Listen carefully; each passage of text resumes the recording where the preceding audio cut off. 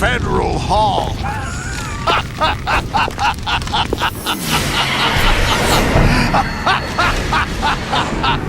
What are you laughing at? Do you know what day it is today? April 30th? That's right. George Washington took office as the first president of the United States of America 200 years ago today. And it happened right here. We were going to declare another independence, the dawn of a new nation, here. The end of the Patriots' secret rule, liberation of this country. This was where it was supposed to begin. This is where freedom could have been born.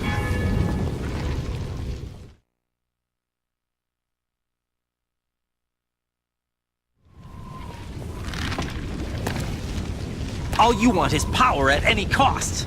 Jack, it's not power I want. What I wanted to take back from the Patriots are things like freedom, civil rights, opportunities. The founding principles of this country. Everything that's about to be wiped out by their digital censorship. Jack, listen to me. We're all born with an expiration date. No one lasts forever. Life is nothing but a grace period for turning the best of our genetic material into the next generation. The data of life is transferred from parent to child. That's how it works. But we have no heirs, no legacy. We brothers are called les enfants terribles. Cloned from our father, with the ability to reproduce conveniently engineered out. What is our legacy if we cannot pass the torch? Proof of our existence, a mark of some sort. When the torch is passed on from parent to child, it extends beyond DNA. Information is imparted as well.